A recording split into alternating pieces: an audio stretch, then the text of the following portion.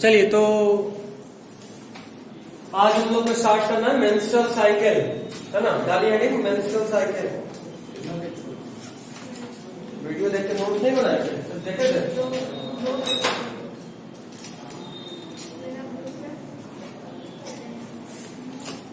जल्दी जल्दी पढ़ना क्योंकि 5:30 से मेरा क्लास अटेंड किया, तो उस वक्त को सोना तो जरूरी है। उसके पहले 45 मिनट लगातार बातचीत। लिखिए पहला point, reproductive cycle in female primates. Reproductive cycle in female primates. Menstrual cycle. Reproductive cycle in female primates. Reproductive cycle in female primates. Female primates. Reproductive cycle in female primates. हो गया। Next point, repeated act. Primate किसको बोलते हैं? Monkey, app और human. Old world monkey, app और human को primate बोलते हैं। इन सब में मेंस्ट्रुअल साइकिल मिलता है, ठीक है। मंकी में भी, ओल्ड वर्ल्ड मंकी। सही है। बंदर, कपी एवं मनुष्य, है ना। बंदर पे भी सारा मंकी नहीं, ओल्ड वर्ल्ड मंकी, ठीक है। बट आपके घर पे सब तो फीमेल प्राइमेट्स में ये साइकिल देखने को मिलता है, सब में नहीं। मंकी वो भी ओल्ड वर्ल्ड मतलब इवोल्यूशन में बता चुका हूं। कौन सा? नहीं, तुम्हारे के साथ है भी नहीं सिलेबस। नहीं है ना, कोई बात नहीं। तो इवोल्यूशन में बताए थे, ओल्ड वर्ल्ड कहते हैं नेपाल बोल रहे, हिमालय से ऊपर जो भी देश है उसको ओल्ड वर्ल्ड बोलते हैं। अफ्रीका ओल्ड पुराना, ओल्ड वर्ल्ड मंकी। या फिर नॉर्थ ऑफ सहारा डेजर्ट जो है अफ्रीका को बीच से बांटता है, उसके ऊपर इन सब एरिया में जो बंदर मिलता है उसको ओल्ड वर्ल्ड मंकी बोलते हैं, पुराने दुनिया का बंदर। उन सब में जो वैसे ही सब same. Ape, old world monkey, human, इन सब के फीमेल्स को देखने को मिलेगा कौन सा cycle? Menstrual cycle. Next point क्या? ठीक है। प्राइमेट कौन? तो ape, old world monkey and human. Apes, देखो यहाँ एप लिखा हूं, वन मानो उसको। Apes, old world monkey, ape के बाद old world monkey,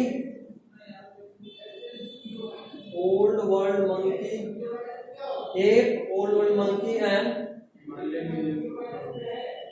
human female. Old world कहाँ, ये मत अभी सोचो, ये इवोल्यूशन में बता सकता हूँ। तो पुराना वीडियो से देख लिया कौन वीडियो बताए क्या? वैसे थोड़ा ना याद है, बट ये जो भी होगा एकदम मिड टाइम में होगा, मिड के वीडियो। टॉपिक का नाम बताइए। क्या टॉपिक का नाम? टॉपिक वो आया होगा पीएल स्केलेटर का, बायोलॉजिकल या बायोजियोग्राफिकल डिस्ट्रीब्यूशन। उसमें तो आप दो ही बताए थे, इंडिया वाला जो था, इंडिया ओरिएंटल रीजन, हाँ। एक और उसके अलावा बताए थे कौन सा? एक और कौन सा? एक गैलापागोस वाला बताए, हाँ, जहाँ पे रिसर्च किया लोग, वहीं पे आसपास में बताएं।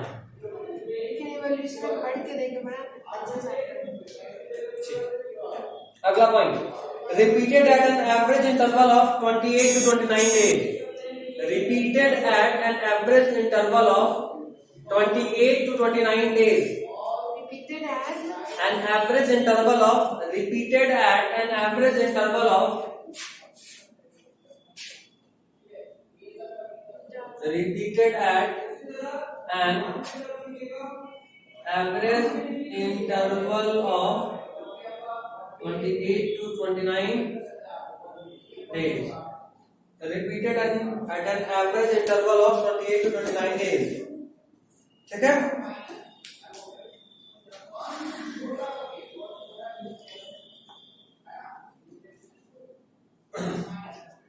लिखिए।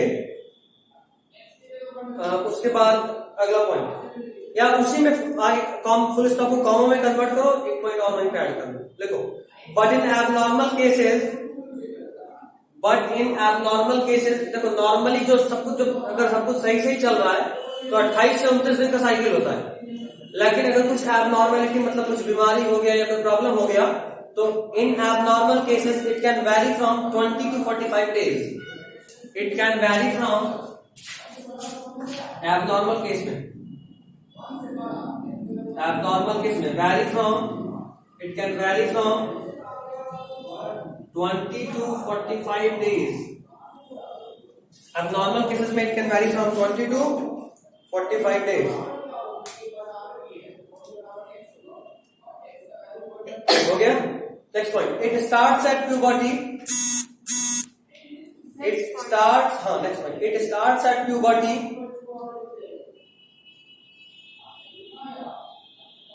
in which blood and mucus, it starts at puberty in which blood and mucus is discharged, it starts at puberty in which blood and mucus is discharged, it starts at puberty in which blood and mucus is discharged,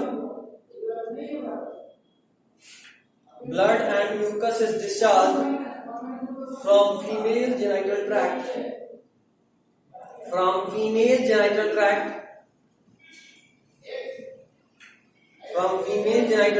and is called menstrual flow, and is called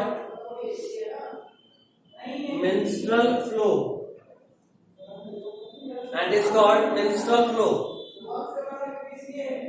female के genital tract से discharge होता है यहाँ पे खून और mucus, blood and mucus, और इस डिस्चार्ज को क्या बोलते हैं?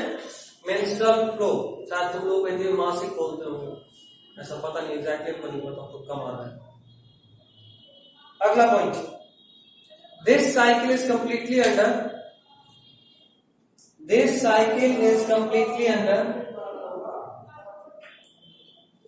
hormonal regulation। This cycle is completely under hormonal regulation। This cycle is completely under hormonal regulation in which two hormones,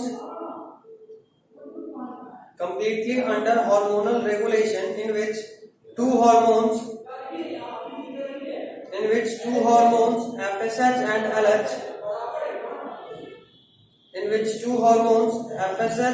LH, comes from pituitary gland। Pituitary gland दिमाग में आ रहा है?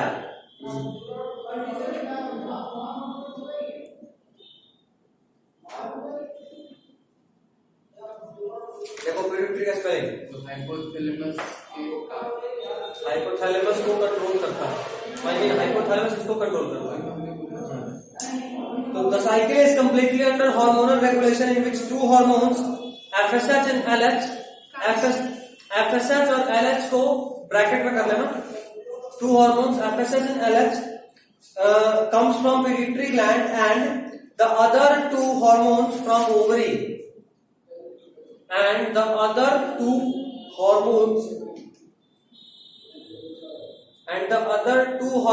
ब्रैकेट लिखना, progesterone and oestrogen,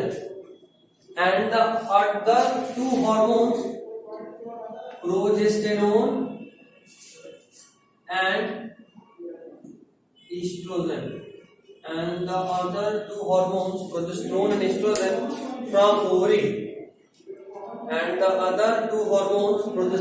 estrogen, from ovary, हो गया क्या?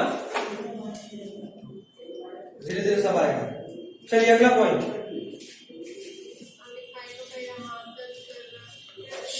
बहुत पढ़ना। देखिए, it gets completed in 4 phases।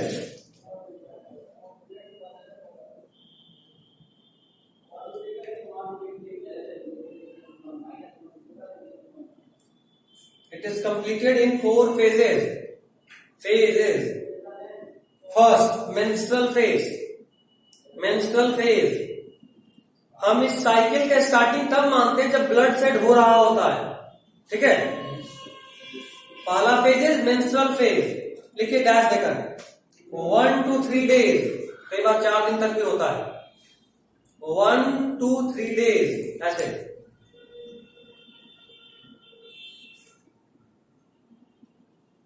1 से 3 दिन तक नॉर्मली ब्लड का शेड होता है, ब्लड का लाइनिंग जो यूट्रस के अंदर होता है एंडोमेट्रियम में, वो ब्रेक होकर सेट आउट हो रहा होता है बॉडी के बाद।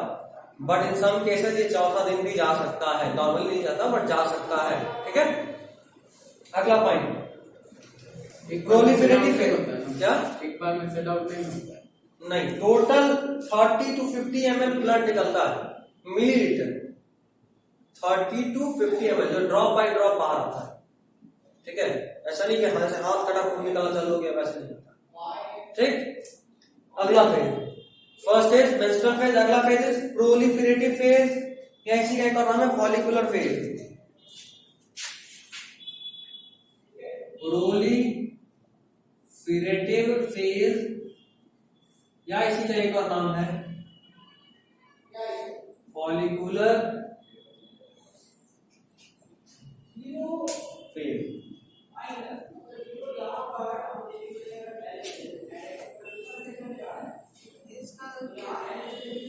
जरा सोचो, ये जो पूरा पूरा प्रिपरेशन हो रहा है यूट्रस में, ये किसके लिए हो रहा है?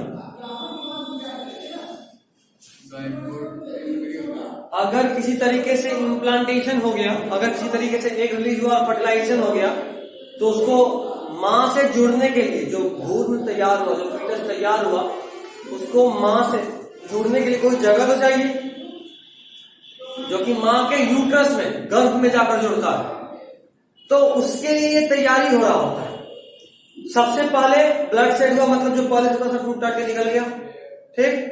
अभी फिर से नया लाइनिंग को तैयार करना है, फिर से नए लाइनिंग को तैयार करना है, तो फिर से बॉडी में हार्मोन का लेवल बढ़ना चालू होगा, और धीरे धीरे एक जो अंडा, याद करो में पढ़े थे, सबसे पहले किसी भी शेप में था, फिर प्राइमरी फॉलिकल, फिर सेकेंडरी, फिर टर्सरी, फिर ग्राफियन फॉलिकल, जो कि बाहर आया था। तो फिर से कोई प्राइमरी फॉलिकल डेवलप होता है, और ये जो हार्मोन रिलीज होगा, इन हार्मोन के आप बोलो स्टिमुलेशन से, इन हार्मोन्स के असर से वो धीरे धीरे प्राइमरी से सेकेंडरी, सेकेंडरी से टर्सरी, टर्सरी से ग्राफियन फॉलिकल में कन्वर्ट होता है। तो प्रोलिफरेशन का मतलब क्या होता है? नए सेल का बनना, यही होता है ना, सेल का डिवाइड होने के बाद भी। क्या ओव्यूलेशन के बाद भी जो मतलब हार्मोन, ओव्यूलेशन के बाद नहीं, सबसे पहले मेंस्ट्रुअल फॉल हो गया, तो अब पूरा यूट्रस क्लीन, कुछ नहीं है। अब फिर से वहां लाइनिंग बनेगा, और ये जो लाइनिंग बनता है और जो एग बनता है, दोनों साथ साथ। तुम अगर डायग्राम देखोगे, पेज नंबर 50 एनसीईआरटी, जो डायग्राम है ग्राफ वाला, उस डायग्राम में देखो, सबसे पहले डेवलपिंग फॉलिकल दिखा रहा है, देख रहे हो? या सबसे नीचे में देखो मेंसेस दिखा, मेंसेस सबसे नीचे में दिखा। हाँ, देखो धीरे धीरे खून का लेवल कम हो रहा है, पहले ज्यादा है, फिर धीरे धीरे कम, और फिर खत्म। स्टार्टिंग का 3 से 4, देख रहे हो ग्राफ, देखो 1, इसके बाद 3 है, और 3 से थोड़ा अधिक तक गया हुआ ब्लड वाला लाइनिंग, देख रहे हो? अगर आप इस डायग्राम को देखोगे, देखो यहां से, यहां देखो, ये ब्लड का लाइनिंग दिख रहा है, ये यहाँ पे ये यूट्रस है, ये यूट्रस का वॉल, ये उसके ऊपर ब्लड का लाइनिंग, जो ब्लड मतलब टूटने पे जो ब्लड गिरता है, ये वो ब्लड का बूंद को दिखाया मैंने से, ठीक। यहां देखो डे 1 के बाद 3 दिख रहा है, और 3 से थोड़ा आगे तक ब्लड गया हुआ, देख रहे हो? तो 3 या 14 दिन में, तो जो भी यहाँ पे ब्लड था वो सब निकल गया। अब देखो उसके बाद यहाँ पे कुछ भी है, बहुत कम है, सिर्फ यूट्रस का वॉल है। जैसे जैसे यहाँ हार्मोन देखो बढ़ रहा है, हार्मोन का लेवल बढ़ रहा है, यहाँ पे भी हार्मोन बढ़ रहा है, और देखो पहले डेवलपिंग फॉलिकल, मतलब स्टार्टिंग में एकदम छोटा, थोड़ा बड़ा, थोड़ा बड़ा, थोड़ा बड़ा, देखो यहाँ पे एंट्रम दिखने लगा, देख रहे हो? फ्लूइड फिल्ड कैविटी, देख रहे हो? तो जैसे जैसे ग्राफियन फॉलिकल डेवलप हो रहा है, देखो यहाँ पे ब्लड का लाइन में या यूट्रस का जो वॉल है वो भी मोटा होता चला जा रहा है, देख रहे हो? 14वें दिन, ठीक 14वें दिन एग रिलीज होता है, देख रहे हो? ओव्यूलेशन। और अगर तुम ध्यान से देखोगे तो जहां एग रिलीज हो रहा है उसके आसपास देखो सारा हार्मोन का लेवल हाई है, देखो अचानक से एलएच कितना ज्यादा हो गया, देख रहे हो? नॉर्मली एलएच इतना था, यहाँ देखो, यहाँ देखो, फिर वहां देखो, नॉर्मली एलएच यहाँ था, अचानक से इतना हो गया। उसी तरह जो एफएसएच है वो भी नॉर्मली यहाँ था, अचानक से इतना हो गया। उसी तरह देखो एस्ट्रोजन भी अचानक से इतना हो गया, तो अचानक से सारा लेवल अप हो गया। तो उन सब लेवल के अप होने की वजह से क्या हुआ, ओव्यूलेशन हुआ। धीरे धीरे फिर और डेवलप हुआ, कॉर्पस ल्यूटियम आया। अब जब क्या हुआ, धीरे धीरे देखो, जब अगर फर्टिलाइजेशन हो गया तो ये मेंटेन रह जाएगा। फर्टिलाइजेशन नहीं हुआ तो देखो यहाँ 27 के बाद 29वां दिन दिख रहा है। दिन में देखो, दिन वाले 29 या 1 लिखा हुआ है, देख रहे हो। देखो 29वां दिन में देख रहे हो सब टूटना फिर से चालू हो गया, देख रहे हो। बस सही बता। तो प्रोलिफेरेटिव फेज लिखो, proliferative phase 6 to 13 days, dash देकर 6 to 13 डेज, 6 से 13 दिन का होता है। अगला ओव्यूलेटरी फेज, तीसरा नंबर ओव्यूलेटरी फेज। अब आप सब समझ चुके हो, नीचे में आपको डायग्राम में भी सब कुछ लिखा हुआ है। ओव्यूलेटरी फेज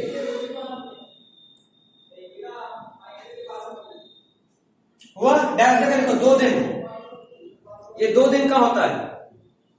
और आखिरी फेज लिखो ल्यूटियल फेज या फिर सेक्रेटरी फेज, दिखा। आखिरी फेज इसमें ओव्यूलेटरी फेज क्या, ओव्यूलेटरी फेज इसमें नहीं दिया हुआ। फेज बहुत छोटा होता है ना, बस वहां पे एक का रिलीज होना ही काफी। ऐसे एनसीईआरटी में लिखा हुआ है बट डायग्राम में नहीं लिखा हुआ है। नेक्स्ट पेज में फिगर 3.9 देखो लिखा हुआ दिख रहा है ऊपर में, ऑलमोस्ट 7-8 लाइन में, फिगर 3.9 फर्स्ट पैराग्राफ।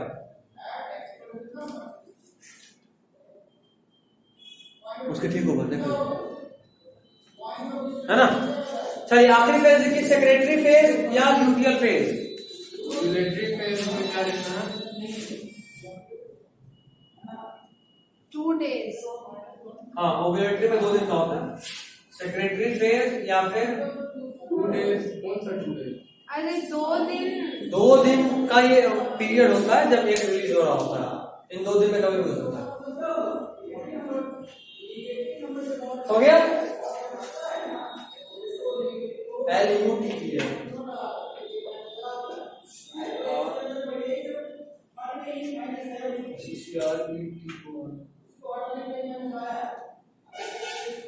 हो गया। सेक्रेटरी फेज में डैश देकर लिखिए 14 days and fixed, 14 days and fixed, 14 दिन का होता है और ये फिक्स होता है। अब इसका मतलब समझो जरा, फिक्स्ड मतलब वही बताओ इसका मतलब समझो जरा। देखो अभी हम लोग बात किए कि नॉर्मली जो मेंस्ट्रुअल साइकिल होता है, जो पीरियड्स का टाइमिंग होता है, वो कितने साइकिल टाइम का होता है, 28 या फिर 29 दिन का साइकिल होता है, ठीक। उसके बाद एक और बात पढ़े कि अगर कुछ एबनॉर्मेलिटी हो तो ये कब से कब तक का हो सकता है।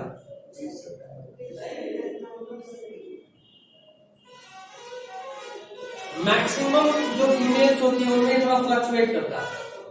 मैक्सिमम फीमेल्स में क्या होता है, थोड़ा सा फ्लक्चुएशन, मतलब ये एकदम 28 है या जो डेट होता है एकदम फिक्स नहीं होता। मान लो किसी का 1 तारीख है तो 1 तारीख फिक्स नहीं, कई बार 29 को, कई बार 2, ऐसा होता रहता है, तो ये फिक्स नहीं होता। तीसरी बात सुनिए, अब भी ये जो 4 फेज था मेंस्ट्रुअल साइकिल का, 4 में से जो आखिरी वाला फेज है ये 14 दिन फिक्स होता है। मतलब ये कि जैसे मान लो किसी का 28 दिन का साइकिल है, तो उसमें अभी कोई तुमसे पूछे कि जरा बताओ एक कब रिलीज हुआ होगा, तो आखिरी फेज कितने दिन का है, 14 दिन, देख रहे हो। आखिरी फेज कितने दिन का, 14 दिन। तो अगर इसमें से हम 14 माइनस कर देंगे तो साफ साफ समझ में आ रहा है कि 14वें दिन को एक रिलीज हुआ होगा, क्योंकि एक रिलीज होने के बाद का 14 दिन फिक्स है। अगर हम करें किसी का साइकिल 40 डेज का, 40 डेज में सबसे पहले मेंस्ट्रुअल फेज होगा, फिर प्रोलिफेरेटिव, फिर ओव्यूलेटरी और फाइनली ल्यूटियल, यही 4 फेज था। अब इसमें से ये वाला 14 दिन का फिक्स है, तो अगर इसमें से हम 14 दिन घटाते हैं तो कितना आ रहा है, 26। तो मतलब तय बात है कि 26वां दिन ये हुआ होगा ओव्यूलेशन।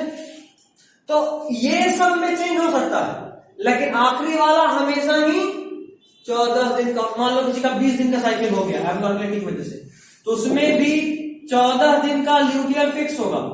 एक कब रिलीज हुआ होगा, तो 6ठा दिन, समझ में आ रहा है। तो कई बार ऐसे क्वेश्चन पूछता है कि 28 डे साइकिल या 30 डे साइकिल या 35 day cycle of a female on which day the egg was released.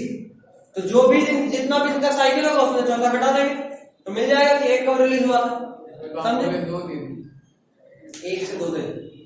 छठा, पांचवा, छठा, हाँ, अगर ऑप्शन में छठा या तो पांचवा।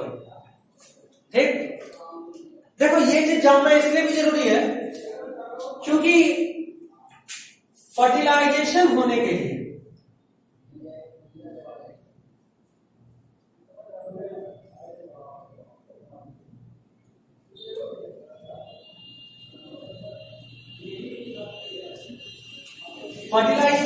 लिए जरूरी है कि सेम टाइम पे यहां पे यही ना एंटी वाला रीजन,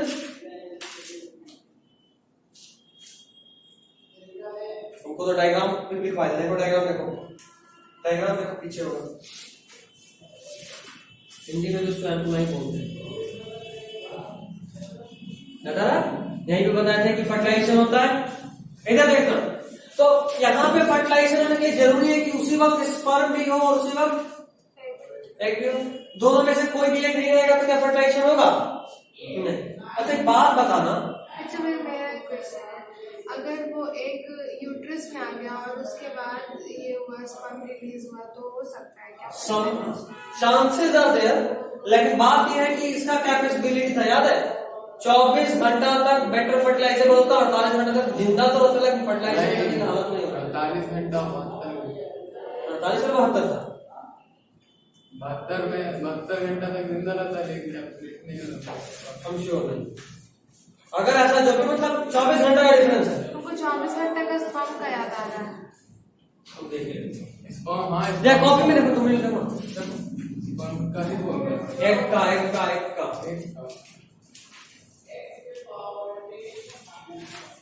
हाँ लिखवाएं।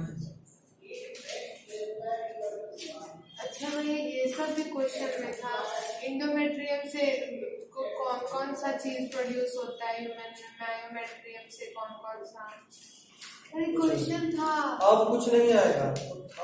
कौन से मंथ में क्या प्रोड्यूस होता है हेयर, आयरन, ये सब था क्वेश्चन। मेल में आप बताएं, मेल में नहीं बताएं।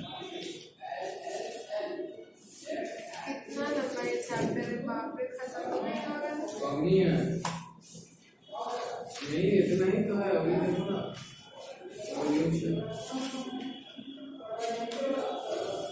स्पर्म नहीं पता रहा हूँ। हाँ स्पर्म में से कितना था वहां पे?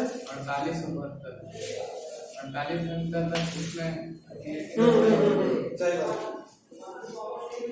मैं कुछ नहीं करता, एक में क्या कुछ नहीं करता।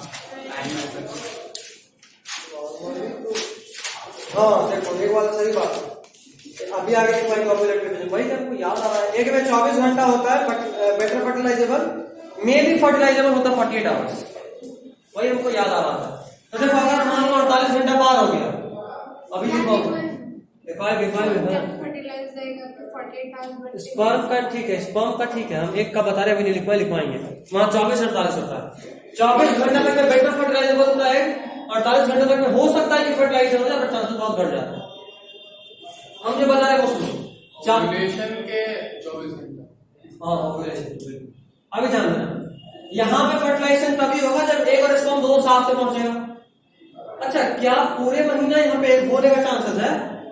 नहीं, एक का चांसेस हर फीमेल का जो पीरियड्स का टाइम होगा उसके 14 दिन के बाद, नॉर्मल फीमेल, मतलब एक उसका जो बाद पीरियड के 14 दिन बाद, स्टार्टिंग मेंस्ट्रुअल पीरियड है ना, अगर नॉर्मल 28 दिन का साइकिल ले रहे हो, नॉर्मल 28 दिन का तो 14 दिन के बाद ही आया। वो तो 28 वाला बात नहीं था, आप 30 मतलब 30 मानिए तो आपको 30 मानेंगे तो आखिरी से 14 दिन घटा देंगे। वही तो बोल रहा हूँ, वही 17वां दिन हो जाएगा वहां पे एम्ब्यूला के पास। 14 दिन कैसे भाई? आप ये लिखवाए ना कि 3 दिन, 1 से 3 दिन, हाँ 3 और 13, 1 मिनट, ये मैक्सिमम तुम ले रही हो।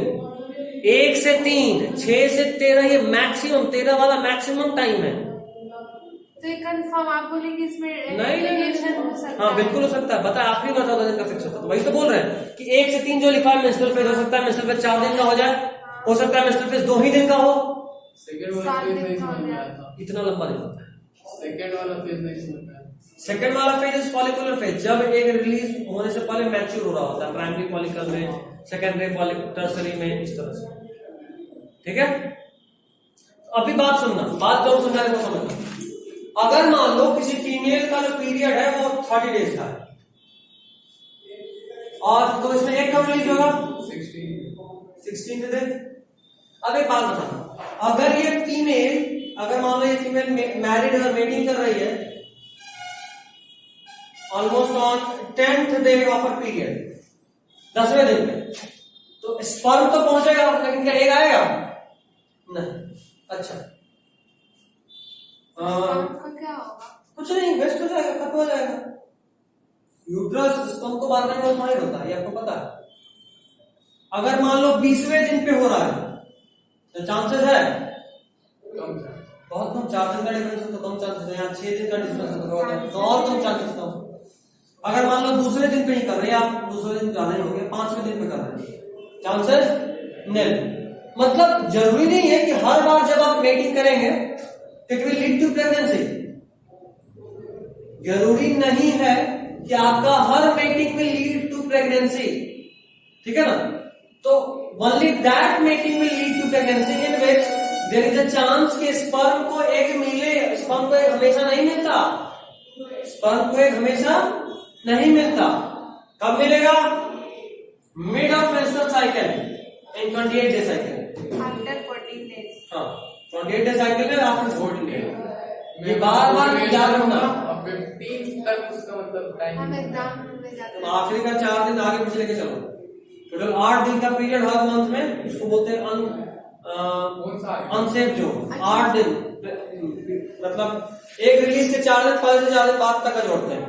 बायोलॉजिकल प्रोसेस है ना, एक दिन पहले एक आ गया तो 2 दिन पहले ही आ गया तो बायोलॉजिकल में कुछ भी हो सकता था, 4 दिन आगे पीछे लेके चलते हैं। आनंद से ले कहते हैं बायोलॉजी में कुछ भी हो सकता है।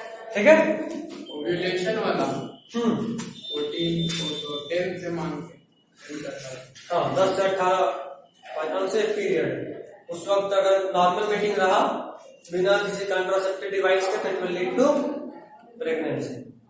ठीक, कहा थे? हाँ, ये ल्यूटियन फेज वाला चलो फटाफट हम लिखना चालू कीजिए, ऑलमोस्ट हम सबको समझा चुके हैं।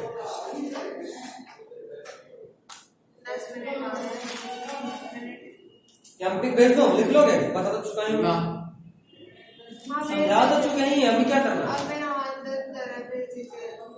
अब अभी पिक भेज दे रहे हैं, अभी हाँ एंड कर देता हूँ आज का सेशन, पिक भेज दे रहा हूँ, उसको बस लिख देना, मेंस्ट्रुअल साइकिल कंप्लीट हो गया है आज, हम पूरा ही। अच्छा एक बात और, हार्मोन का चीज देखो, फर्स्ट मेंस्ट्रुअल फेज में सारे हार्मोन का लेवल डाउन होता है, ठीक।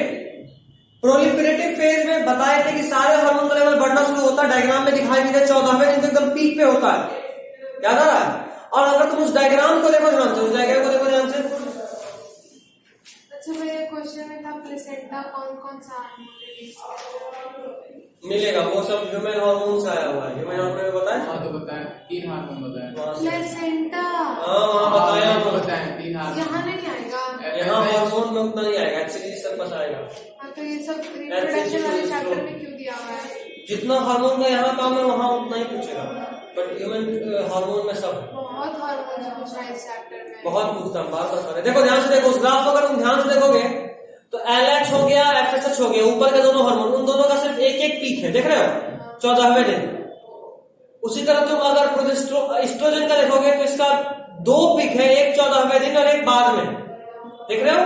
और प्रोजेस्टेरोन का सिर्फ एक पीक है जो कि और बाद में है ना। तो और बाद में कहाँ? प्रोजेस्टेरोन का पीक 14 के बाद है ना। अब हम जो बोल रहे हैं वो सुनो,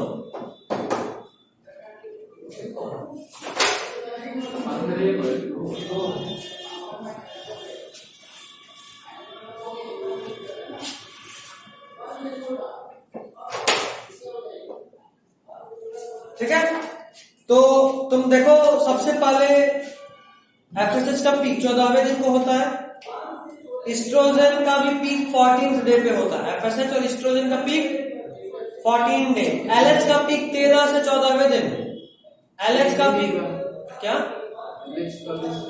LH का 13 से 14, बोल तो सेमी तो बोला 13 to 14 मतलब ऑलमोस्ट 5-6 घंटा पहले, ठीक है। 13 to 14 13 से 14वें दिन इसका पीक मिल जाएगा। ईस्ट्रोजन का 14वें दिन, एफएसएच का 14वें दिन। अभी आओ लंबा पीक है इसका, लंबा नहीं है। प्रोजेस्टेरोन का प्रोजेस्टेरोन का जो पीक है वो 21वें दिन पे सेकंड पीक आता है। पहला पीक तो एस्ट्रोजन, अरे प्रोजेस्टेरोन का प्रोजेस्टेरोन का पीक 21वें दिन हाँ। और ईस्ट्रोजन का दूसरा पीक 25वें दिन। प्रोजेस्टेरोन का जो पीक है वो कब? 21वें दिन।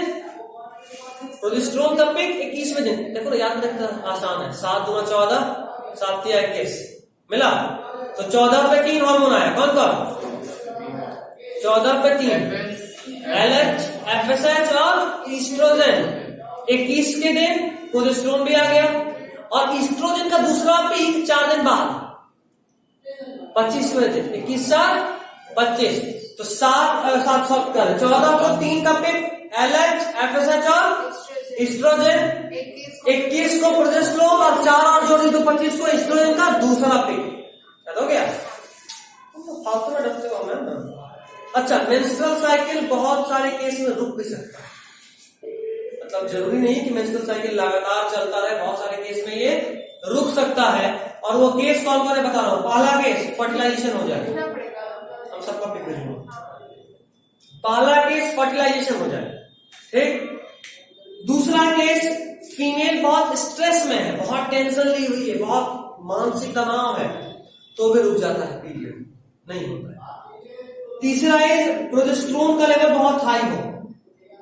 प्रोजेस्टेरोन एक ऐसा हार्मोन है जो बताए भी थे ना कि बहुत सारे जो फीमेल एथलीट्स होती है उनको मान लो मैच के दिन ही पीरियड्स आ गए, तो ये कैसे क्या करें? तो या तो प्रोजेस्टेरोन के लिए एंटी प्रोजेस्टेरोन डाल लेंगे कि प्रोजेस्टेरोन का लेवल कम हो जाए बॉडी में, तो पीरियड पहले आ जाएगा। या फिर प्रोजेस्टेरोन का इंजेक्शन ले लेंगे ताकि प्रोजेस्टेरोन बॉडी में मेंटेन रहेगा, तो कुछ दिन के बाद आएगा। समझे? प्रोजेस्टेरोन करता क्या है? प्रोजेस्टेरोन क्या करता है कि जो मेन सेल्स का जो ब्लड सेल जो इनर एंडोमेट्रियल लाइनिंग उसको मेंटेन रखता है, टूटेगा नहीं तो पीरियड आएगा। ठीक, कॉन्ट्रैक्शन में होता है डिलीवरी क्या के समय कॉन्ट्रैक्शन में, डिलीवरी के बाद वो काम ऑक्सीटोसिन करता है, और प्रोजेस्टेरोन मेंटेन करता है। वो एंटी डिलीवरी वो रहेगा तो डिलीवरी होगा ही नहीं, जो मेंटेन रखेगा तो दवा नहीं मिलेगा, कॉन्ट्रैक्शन नहीं मिलेगा। अच्छा, उसके अलावा मेनोपॉज, मेनोपॉज मतलब अब 45 के इस। उसके अलावा लैक्टेशन, अगर कोई माँ अपने बच्चे को दूध पिला रही होती है तो उस वक्त भी उसके बॉडी में पीरियड रुका हुआ होता है, ठीक है। अच्छा, 2-3 केस बता रहा हूं स्पेशल। कई बार ऐसा होता है कि मेंस्ट्रुअल साइकिल एबनॉर्मल हो गया, 28-29 दिन का है, आगे पीछे बहुत ज्यादा हो रहा है, एबनॉर्मल मेंस्ट्रुअल साइकिल, इसको बोलते हैं एमेनोरिया। क्या बोलते हैं? एमेनोरिया। अभी तुम डॉक्टर के पास जाओगे और बोलोगे मैडम मेरा ऐसा ऐसा पीरियड्स में डेट फ्लक्चुएट कर रहा है कुछ भी, तो जो पेपर पे लिखेगी बीमारी उसका नाम होगा एमेनोरिया। दूसरा केस, कई बार पीरियड्स में बहुत ज्यादा पेन होता है, बहुत ज्यादा पेन, तो अगर ऐसा कंडीशन जिसको बोलते हैं डिस्मेनोरिया, DYS, डिस्मेनोरिया, सब नोट्स मिलेगा। क्या कुछ एक्स्ट्रा भी होता है, एक्स्ट्रा ही।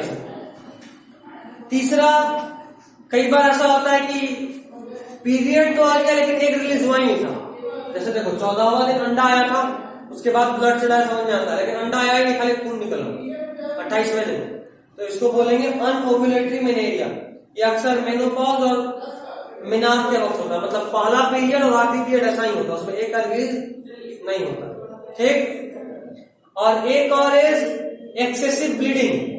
नॉर्मली करते हैं हर 4 से 5 घंटे में पैड सोप होता है, उसके बाद आपको चेंज करना है, बट इतना ब्लड रिलीज हो रहा है कि हर 2 घंटे 1.5 घंटे के बाद ही चेंज करना पड़ रहा है, तो ये एक्सेसिव ब्लीडिंग का केसेस को बोलते हैं मेन्योराइजिया, ठीक।